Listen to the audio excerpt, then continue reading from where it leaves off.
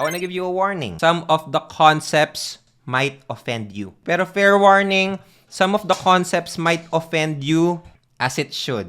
Ginawa ko po siya para ma-offend kayo. Ma-offend kayo to the point na, hala, ina-attack mo ba ako? Oo, ina-attack kita. Ina-attack ko yung limiting beliefs mo. Ino-offend ko yung smallness mo. Ina-attack ko yung pagsesettle mo for less. Why? Because I know for a fact that you deserve the best things in life.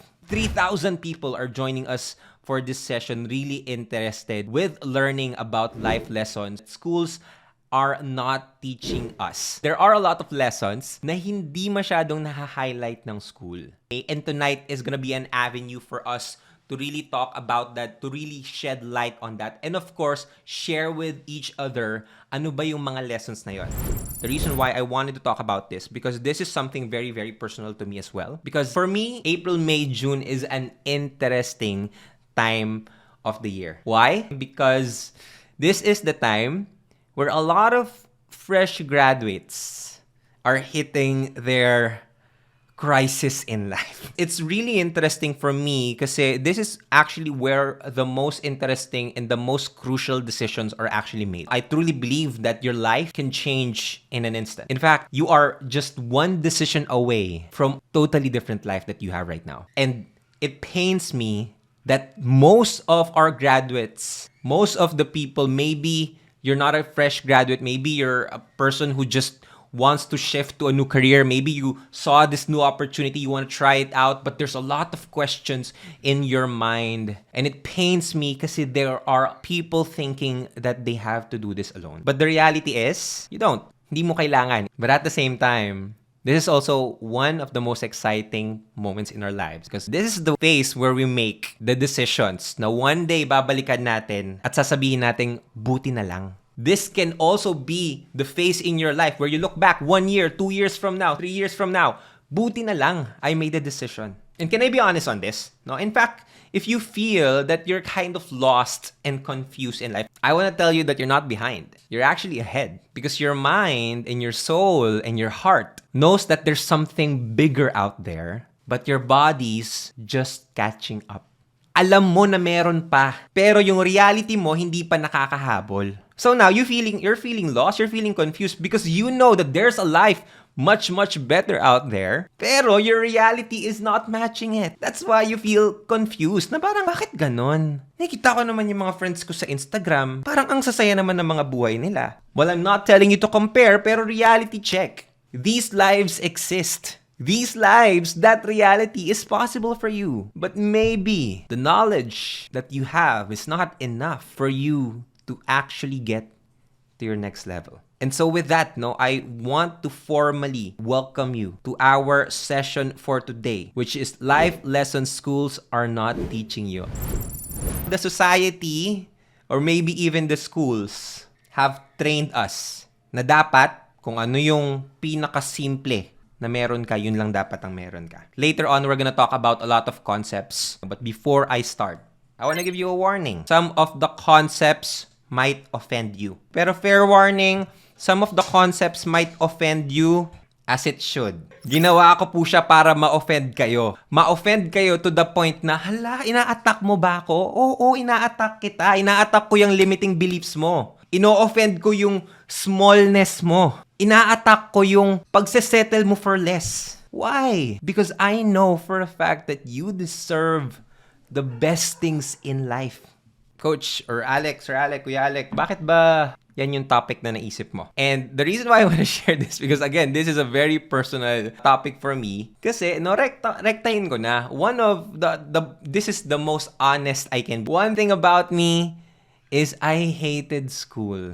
Dragging myself to school, learning about no limitangere or the periodic table, kung paano basahin yung sa taas, kung paano i-balance yung I didn't like it. I remember this picture so clearly. This was a picture of me. Remembrance. For a time na nag-aaral po ako nung college at nakatulala ako outside. And I was just asking the question, bakit ko ba ito inaaral? Because at one point, I thought to myself, why am I pushing myself into a system that is not accepting my greatness? Why am I trying to say na, or force myself na I like this, I love this. When in fact, the grounds and the system of what was set up, okay? I'm not saying I hate a particular school, I hate a particular person in the school. I'm not saying that. I'm saying that the space that that has been created was not allowing me to be my best self. Sabi ko, bakit ganun? Bakit sobra yung pagpupukpok pag nagkakamali ako, pero pag may nagagawa akong tama, ni walang pumapalakpak? Is that how we measure life success? And spoiler, para sa mga taong kakagraduate pa lang, that's not how life goes. And I wanna maybe share some facts with you guys here just to shed some light. You can do your own research. But I wanna share with you some facts, no? And why? One of the reasons why I hated school is, number one, the foundation of school is wicked. Again, not saying na masama po yung schools. I'm saying that the foundation of school was really started by, maybe you're familiar with John D. Rockefeller, one of pinakamayaman na tao sa States back in Industrial Revolution. Do your own research, no? But at the same time, no, the foundation of school was wicked because at that time, nung industrial engineering, dati ang school sa simbahan. Tapos, nakita ni Rockefeller, kulang yung trabahador niya sa factory niya. Kaya ang ginawa niya is nag-open siya ng free public schools with the curriculum for them to become a worker in the industrial force. In fact, quote niya talaga to, no? Sabi niya, I don't want a mind of thinkers. I want a mind of workers. Let that sink in. School, the foundation of it, was made kasi kailangan ng trabahador. Now, it's not fair to say na, Alec, di naman na ganyan na school. Truly. But somehow, some of the principles that was na nangyari before doon, nadadala pa rin ngayon. For example, when you're in school, what do? When you wake up, take a bath, you get there before 7 a.m. After 7 a.m., you take a break, you study, and then you take a break, and then you study, and then you lunch break, and then you go back, you study, and then after nun, uwi, pahinga, kain, tulog, kinabukasan, gising, prepare, pasok before 7 a.m., study, break, study, kain, study, break, study, uwi, tulog, kinabukasan. Are you guys getting me? You see the pattern here? It's a repeated cycle. Where else? Saan nyo rin nakikita yon? Sa mga factories, sa workplace. Gising, pasok, trabaho, break, trabaho, break, kain, uwi, tulog, gising. The same structure. Because why? Because that's the purpose of it. And I am pro-education, but maybe the current system is not set up to do that. And so let's check on that. Are we really getting the essence of what the schools are trying to teach us? Or are we just flowing into life, being on autopilot, tapos magtataka tayo, tapos na yung buhay natin? Anong nangyari? Are you guys with me? It's the same structure. Because it was made for them to do that. Pinondohan ng mga billionaires, millionaires. Kaya yung school nga ngayon, no, business na po yan. Binili na ng mga milyonaryo, ng mga bilyonaryo. Bakit? Good business yan eh. Bakit? Tignan nyo, pag pumasok kayo sa mga magandang schools, bakit ba magandang schools? Kasi may connection sa mga malalaking factories or companies. Tama? They don't want you to build your own company. They want you to work for their company. But again, somehow it changed. Somehow, natabunan na rin. Somehow, nagkiba na yung mga tinuturo kahit papano. And maybe that's leading me to the second reason why I don't like school or the school system today. It's outdated. And here in the Philippines, it's not gonna catch up anytime soon. Anyone here, just like me, nakikita yung mga tao, yung mga friends nila, nakabatch nila, na ang kitaan 6 digits. Grabe ang paggamit ng AI, grabe ang pag-freelance. Pero yung mga tahimik lang sa classroom, 'di ba? Yung mga pasang-awa lang sa classroom, it's outdated. Yung curriculum natin, 100 years old na po. More than. Baka mayroon magsabi, hindi, binabago yan every year. Yes, I agree. But did you see how technology is shaping up? Do you see how AI is shaping our culture? Ano mangyayari? Magpapasa sila ng batas, ganyan. By the time that happens, 10 years na naman yung nakalipas. It's outdated. So maybe, we should open our minds na if we want to learn, if we want to grow, hindi lang tayo dapat sa school nakatingin. Dapat ginagamit din natin yung favorite kong isa pang school, YouTube University.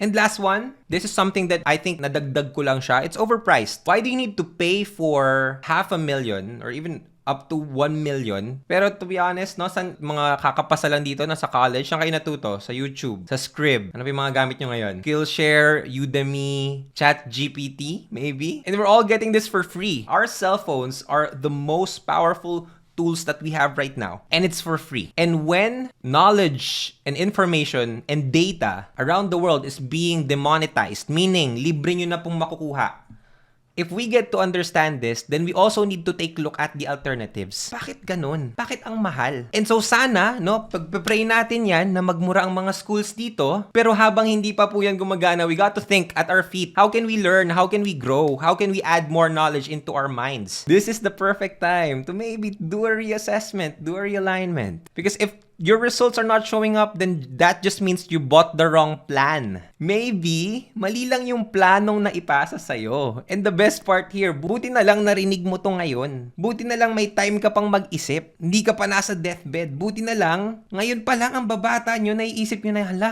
pwede pa lang ako yung mag-decide sa buhay ko? Mag-design ng buhay ko?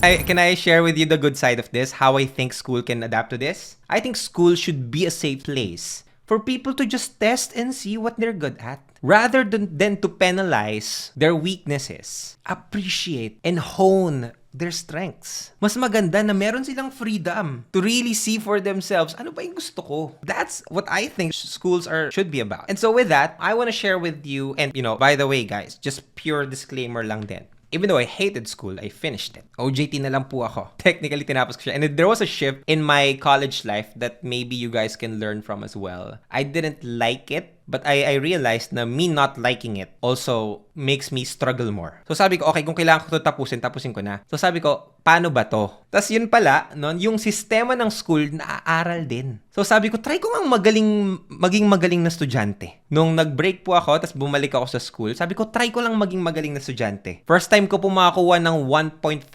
sa physics. Sabi ko, posible pala yun. Paano ko ginawa? No, aral ako araw-araw. Pagkatapos ng lesson, uwi ako, aralin ko siya. Pwede pala. This is not for you guys to say na, ay, sige, I'm not gonna try na lang, huwag subukan. Hindi, you should try. Pero try to discover if you really love that and you like doing that or not. Are you guys with me? Awesome. Now, let's head on to the lessons that I want to share with you na maybe could also be a reminder with you, and these lessons can help you move forward with it. Starting with the first lesson, number 1, studying begins with studying yourself. Meaning, kung gusto mong gumaling, aaralin mo muna yung sarili mo. Bakit? Yan yung natutunan ko nung college, no? Hindi pala gumagana sa akin yung cramming, yung the day before lang mag-e-exam. Baka yung iba, no, kaya yan all-nighter, tas diretso sa exam, tas nakatatlong Red Bull na, or 3 Sting, or 5 cup ng kape. Tapos, pagkatapos ng exam, ang taas ng grade. May mga kilala kayong ganun? Meron ako mga kilalang ganun, sanay sa cramming. Sa akin, sabi ko, sanay ako sa cramming, pero yung results ko, nakakram din. Sabi ko, baka hindi. So, okay, nung inaral ko yung sarili ko, baka mas effective sa akin,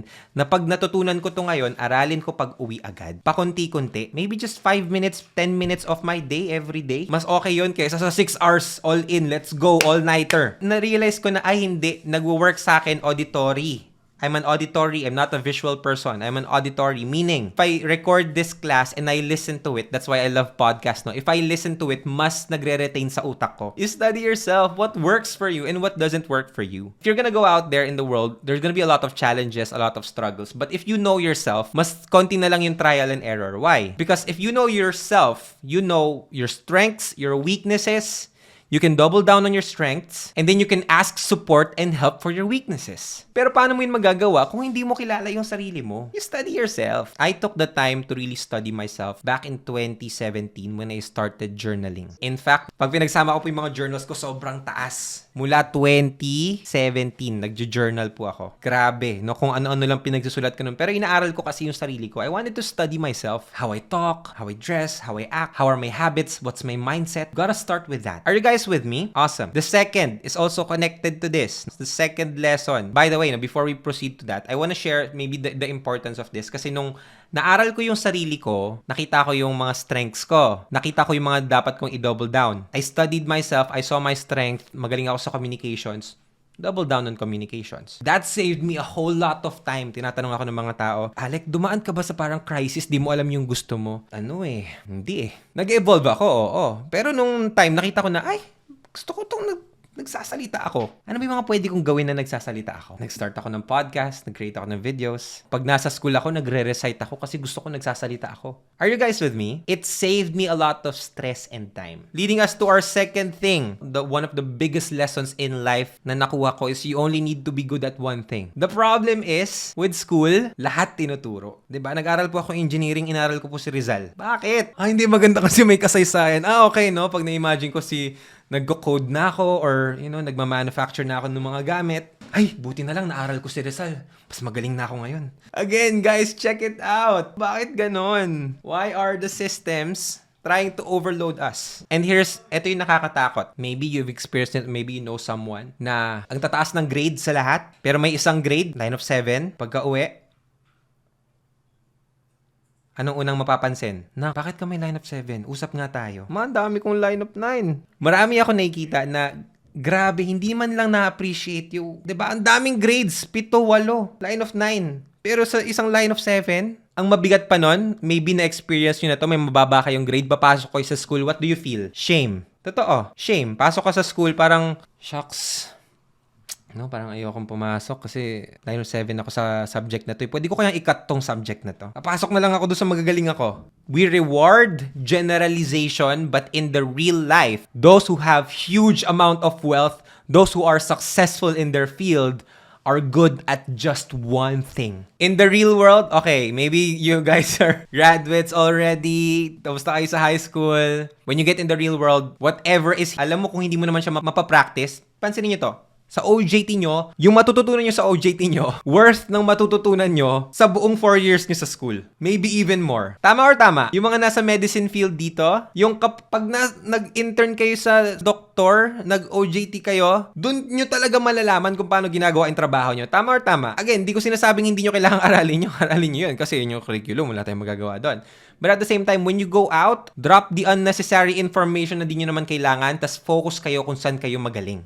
You only need to be good at one thing. And when you get out of the world, specialization is the best thing ever. In fact, if you want to build your wealth, di ba? Sino dito nakarinig na if you want to build your wealth, you got to have multiple streams of income.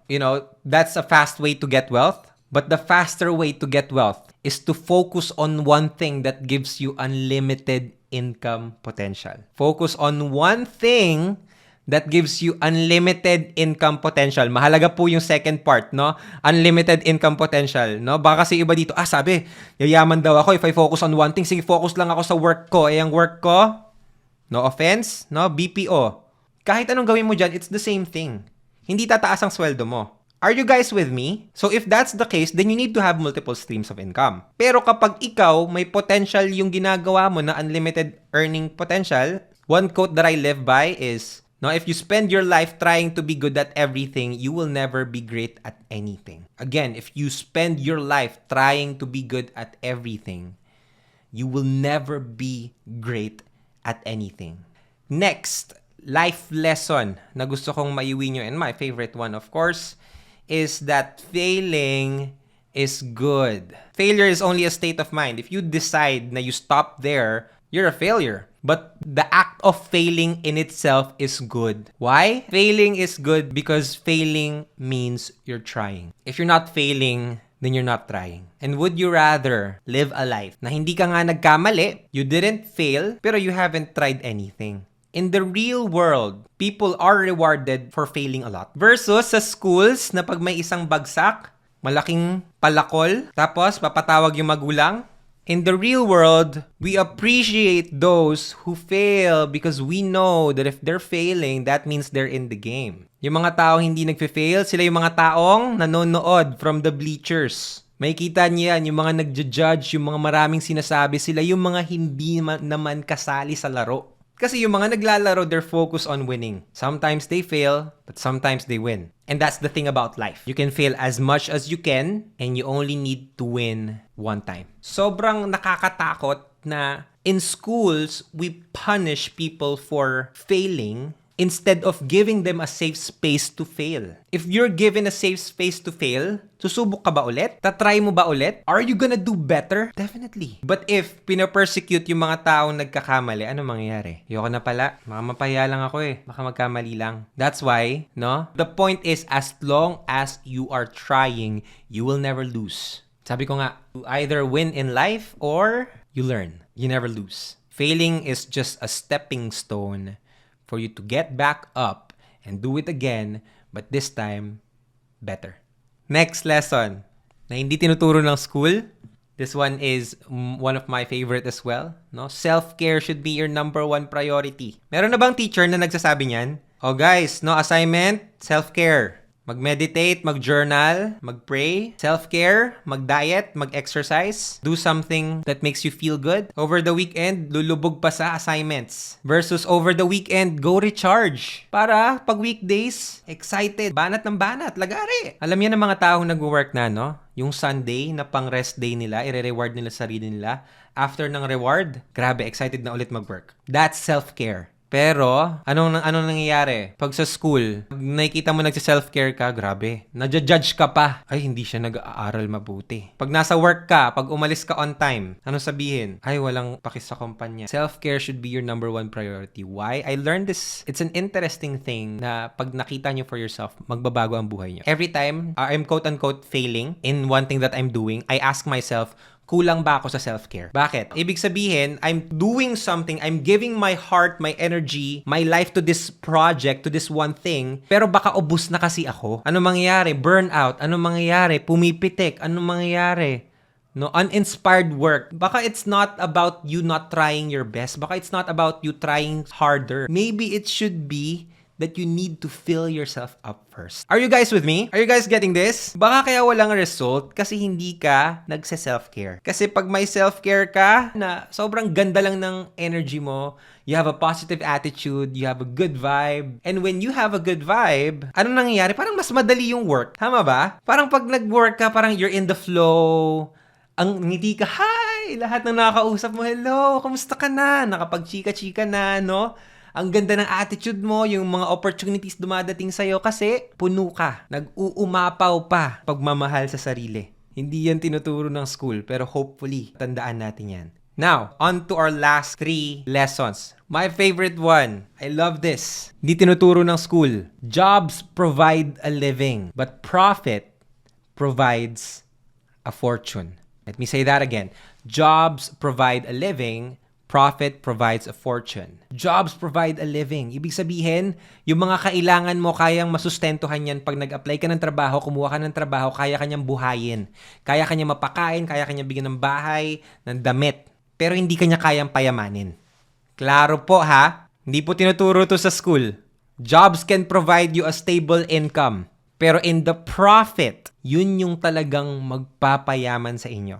Meron kayo nakikita dito mga 22-year-old, 25-year-old living their lives in social media. Makita mo may kotse, nagta-travel, ang sarap ng mga kinakain. They don't look for jobs. They look for opportunities na tinatanong nila, how can I make a profit? A profit is, binili ko to, pinatungan ko, binenta ko. Sales. Nandun po ang kayamanan. If you learn this mindset, I am telling you, you will save yourself a lot of time if you want to become rich. Okay? Klaruhin ko lang po. If ang gusto mo lang talaga ay simpleng buhay, na gusto mo lang tumira sa bundok, sa dagat, ng walang ginagastos, okay lang. Pwede ka na sa jobs. Pero kung gusto mo talagang lumaki, like bumili ng malaking bahay, bilhin yung magandang kotse, mag-travel around the world, you need more than a job. At an early phase, again, pwede pa rin. Pero baka 60 years old ka na or 70 years old ka na. Pero kung gusto nyo to 40,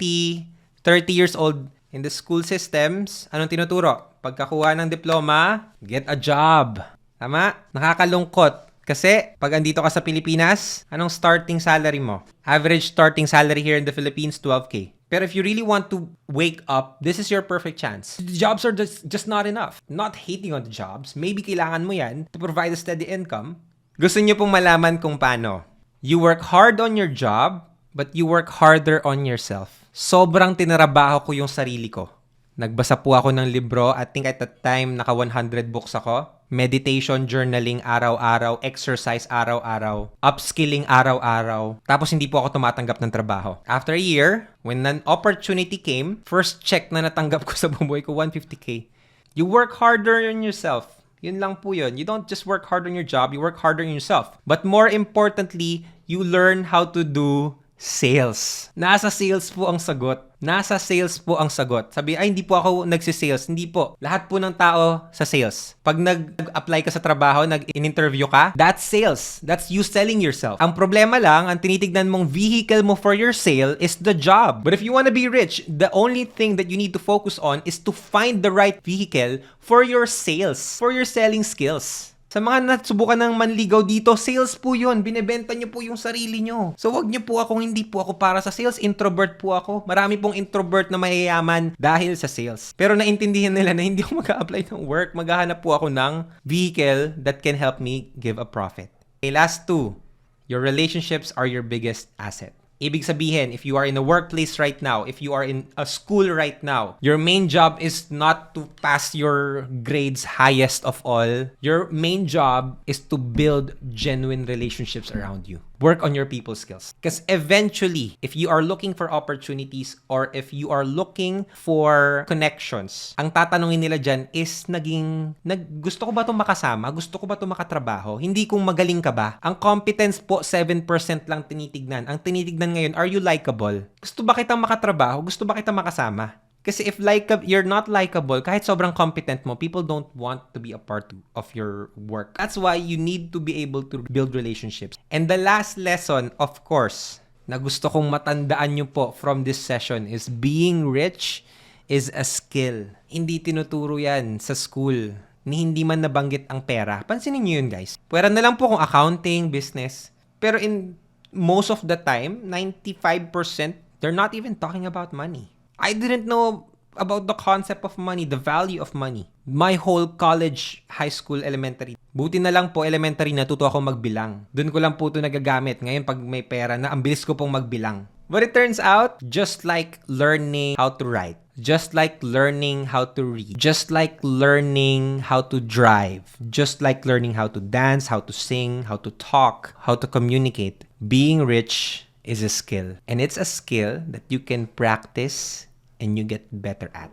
So if you are in a crossroads right now, maybe check in with yourself. And maybe there's a small voice at the back of your mind telling you na, well, do you really want to be rich? If that's your question, and that's okay. But maybe ask yourself, maybe hindi ikaw talaga yung nakakita na you don't want to be rich. Maybe it's just that you've been programmed that being rich is a bad thing. Maybe kakapanood mo ng telenovela, ng mga series na masasama ang mga mayayaman, tingin mo masasama ang mga mayayaman. But if you are rich, you have a lot of money, you can help a lot of people, you can serve a lot of people. And the fact is, if you built a legitimate business and you have given, that just means that you have given so much value.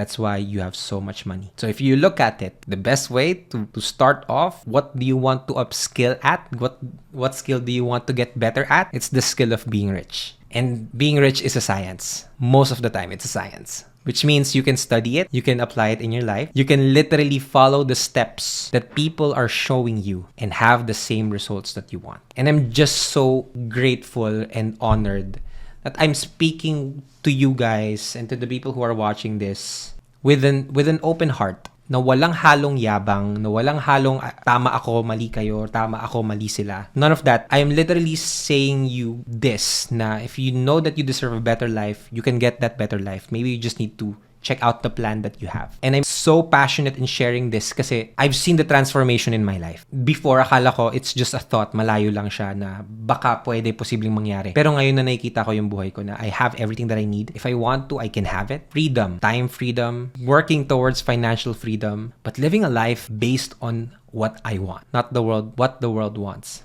So maybe, my dear friends, if you're also in that space that you're thinking na, is there a better life out there? I promise you there is. And maybe that's already your heart and your spirit telling you that you're capable enough to reach the things that you desire. And so with that, I really want to thank every single one of you guys for being here. Maraming salamat for being here. I hope that you got something from this session. If you guys learned something, if in case na you are looking for a way to kind of learn how to be rich, then we the coaches here is extending our services to you. If you want a free financial coaching session, if you want to experience that out, then we would love to help you. Just send a message kung sino nag-invite sa'yo dito. Second is, of course, we are accepting batch 13, batch 12 of our mentorship program. So if you want to become a financial coach and you want to be part of our sales team, and you want to really earn a lot of good money, then maybe you could consider joining our team. If you want to be a part of this, if you're a student, you're already working, pwede rin siya sa'yo. All you need is the dedication and the commitment to really learn about this. And of course, some live events are coming up very soon, so make sure that you follow me on Instagram, on my Facebook account, Alec Cuenca, and you'll just wait for that as well. If you want to join our team, the link is there, bit.ly/investment consultant batch 1. It's free, guys. You don't need to pay for anything. Again, wala po kaming binibentang mga kailangan nyo magbayad upfront, no? Ang kailangan lang po namin is commitment nyo and laway, no? So if you want to be a part of that, join here in this link right here and we'll be in contact with you.